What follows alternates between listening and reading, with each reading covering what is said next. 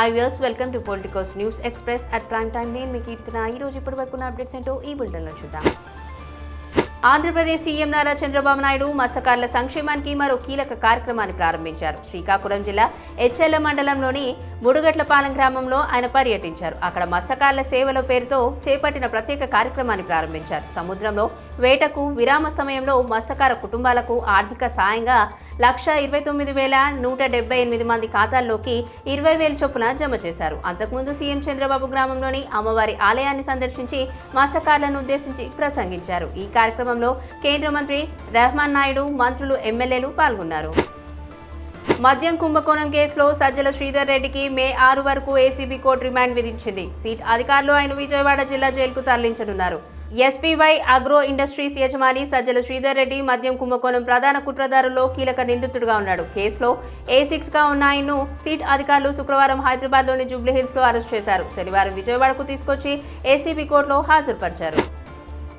దేశం అభివృద్ధి పథంలో నడుస్తుంది. ఇలాంటి టైంలో ఉగ్రదాడులు అభివృద్ధికి ఆటంకం. పహల్గామ్ ఉగ్రదాడికి కారకులైన వారిని ఏ ఒక్కరిని వదలకూడదని సీఎం రేవంత్ రెడ్డి అన్నారు. భారతీయులకు అన్నిటికంటే దేశమే ముందుంటుందని తెలిపారు. ఉగ్రవాదంపై పోరాటంలో దేశం మొత్తం పీఎం మోదీకి మద్దతుగా నిలబడుతుందని అన్నారు. ఉగ్రవాదానికి ఇండియా ఎప్పటికీ తల వంచదని పాక్ ప్రపంచానికి చూపించాలని పీఎంకు కోరారు. ఇలాంటి సవాళ్లు 1967, 1971లో ఎదురయ్యాయని, అప్పుడు ఇందిరాగాంధీ దేశాన్ని ధైర్యంగా ముందుకు నడిపించారని గుర్తు చేశారు.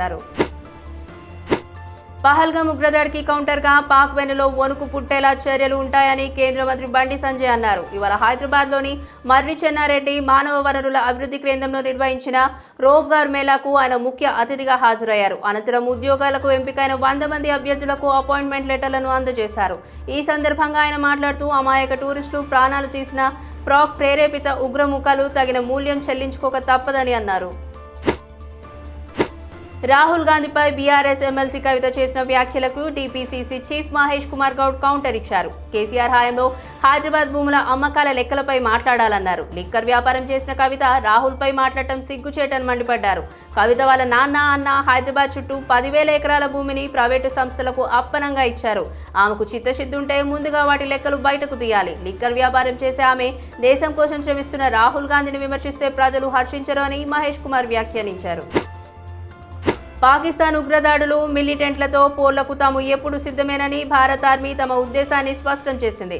భారత ఆర్మీ అంటే అన్స్టాపబుల్ అని, ఎలాంటి కఠిన పరిస్థితులైనా ధీటుగా ఎదుర్కొనేందుకు తాము సిద్ధంగా ఉన్నామంటూ ఇండియన్ ఆర్మీ ఓ వీడియో పోస్ట్ చేసింది. దేశ ప్రజలను కాపాడేందుకు తామెప్పుడు ఓ అడుగు ముందు ఉంటామని, ఎలాంటి కఠిన సవాళ్లు వచ్చినా అధిగమించేందుకు ఎల్లప్పుడూ సిద్ధమేనని వీడియో ద్వారా ఇండియన్ ఆర్మీ పాకిస్తాన్కు సంకేతాలు పంపింది. ఫిషర్లెస్ ఇండియన్ ఆర్మీ అంటూ షేర్ చేసిన వీడియో సోషల్ మీడియాను షేక్ చేస్తోంది. పహల్గామ్ ఉగ్రదాడి నేపథ్యంలో భారత ప్రభుత్వం పాక్ భారతీయులకు వీసా సేవలు నిలిపివేసిన విషయం తెలిసిందే. ఆ దేశీయులకు జారీ చేసిన అన్ని వీసాలు 2025 ఏప్రిల్ 27 నుంచి రద్దు కానున్నాయని, ఈ గడువు ముగిసేలోపు వారంతా భారత్ను వీడి వెళ్లిపోవాలని విదేశాంగ శాఖ తెలిపింది.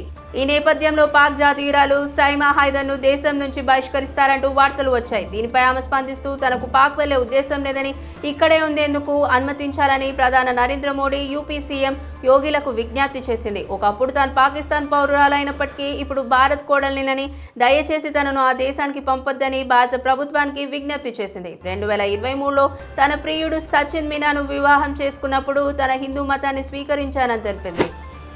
కైలాస్ మానసరోవర్ యాత్ర ఈ ఏడాది జూన్ నుంచి ఆగస్టు మధ్య ఉంటుందని కేంద్రం అధికారిక ప్రకటన విడుదల చేసింది. 50 మంది యాత్రికుల చొప్పున 5 నుంచి 10 బ్యాచ్లుంటాయని తెలిపారు.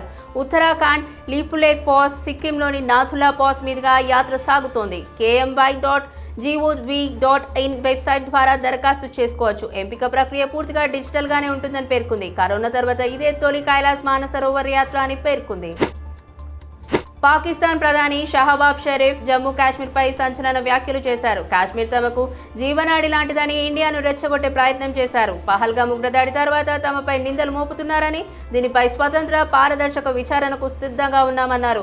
సింధు నదిపై మాకు హక్కులు ఉన్నాయి. దేశ సార్వభౌమత్వాన్ని, సమగ్రతను కాపాడుకునేందుకు సిద్ధంగా ఉండాలని ఆర్మీకి పిలుపునిచ్చారు.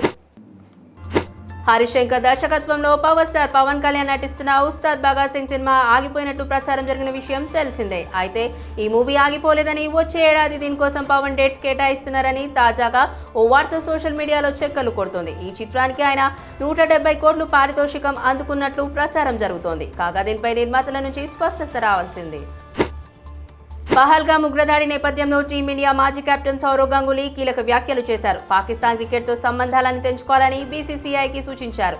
100% పాకిస్తాన్తో అన్ని సంబంధాలు తెంచుకోవాలి, కఠిన చర్యలు చేపట్టాలి. ప్రతి ఏడాది ఇలాంటి ఘటనలు జరగడాన్ని తేలిగ్గా తీసుకోవద్దు. ఇదేమీ జోక్ కాదు. ఉగ్రవాదాన్ని సహించకూడదు. టెర్రరిజంను తుడిచిపెట్టేయాలి అని గంగూలీ పేర్కొన్నారు. ఇవి ఇప్పటివరకున్న అప్డేట్స్. మరిన్ని అప్డేట్స్తో మరి బులెటిన్లో మళ్ళీ కలుద్దాం. అంతవరకు చూస్తూనే ఉండండి Politicos. This is Keerthana signing off. Please subscribe to the channel and download the Politicos app from the links in the description.